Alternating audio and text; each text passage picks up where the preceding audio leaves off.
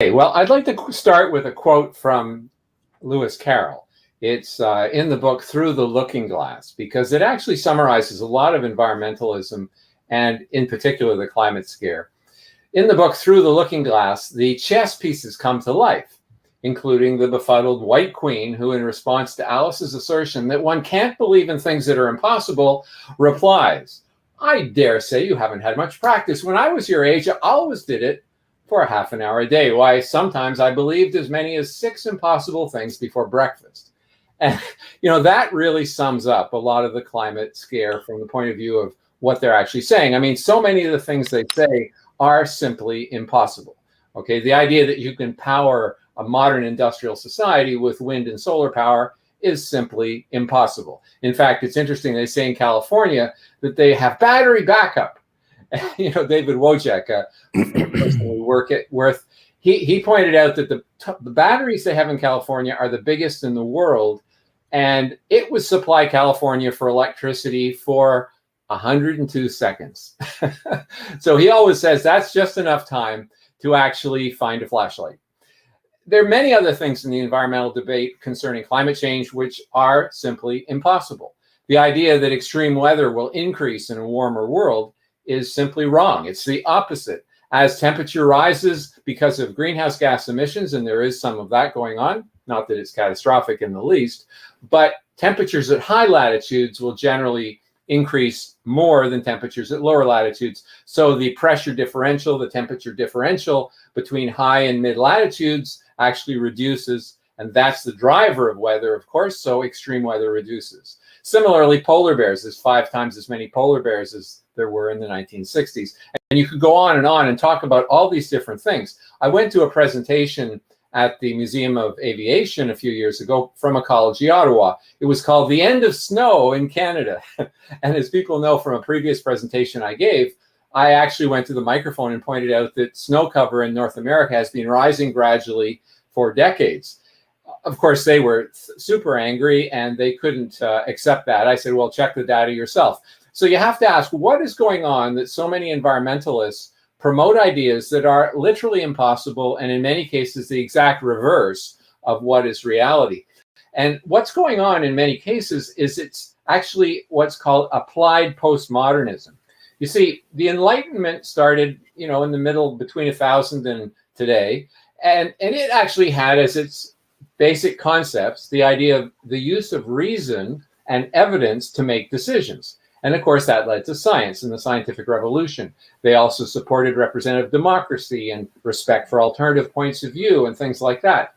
Well, postmodernism arose in the 1960s, primarily in academia at that time, and they rejected the fundamentals of the Enlightenment. It sounds crazy. I mean, it really sounds like you're dealing with extraterrestrials, but in fact, they really engaged in what they call playful deconstruction.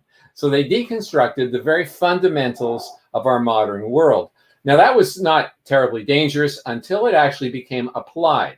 Applied postmodernism started to actually influence the real world. And so what you find is that people who got their bachelors of arts in the 80s and the 90s were actually inculcated with this whole idea of postmodernism. Postmodernism, you see, makes as the most important ideas for making decisions as emotions, storytelling, gender identity, that kind of thing, because they regard the world as a constant struggle between the powerful and the powerless. And that all science, all mathematics, all engineering, all of these rational methods of making decisions based on evidence, they reject it all because they say, and this sounds so silly, you have to really learn about it to realize they're serious. It really is an Alice in Wonderland approach. They specifically think that all of these things of the Enlightenment era were generally advanced by white male Westerners.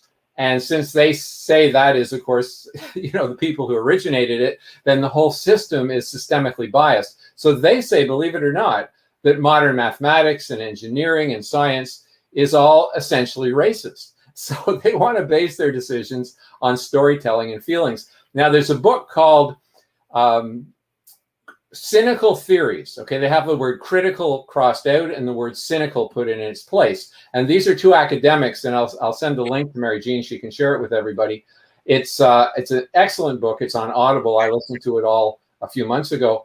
And they talk about how this is undermining the very fundamentals of our modern world, not just in environmentalism, but in critical race theory and all sorts of things, which are largely based on the whole postmodern concept.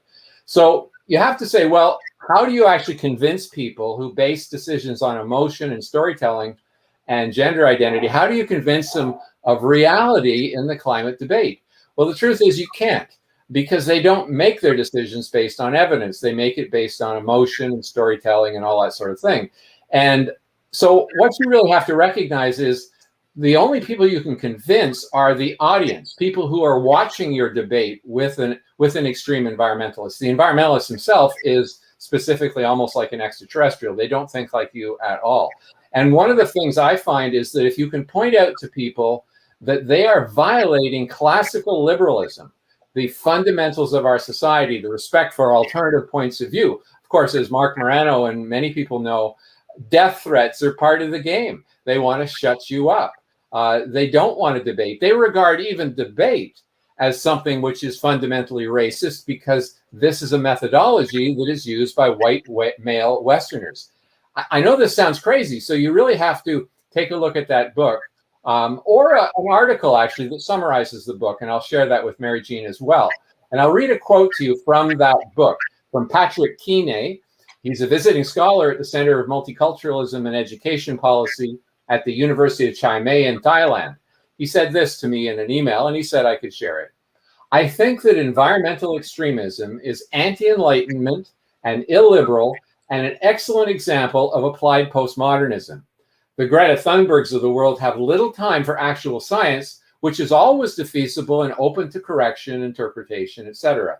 The climate activists, or at least a significant portion of them, are a well, anyway, they're on a crusade to redeem the world, which is readily divisible into believers and non-believers. In their understanding, one is either a saint or a sinner. There's nothing in between. Increasingly, we seem to think that the science around any topic is settled. So, of course, they say there's no need for debate, and they just try to shut you up. So that's the important thing to remember. Debating with extreme environmentalists is hopeless with respect to changing their point of view. The only thing you can do is show the audience that they are basing it on a thoroughly non-modern approach to the world, one which would destroy our world if they got their way.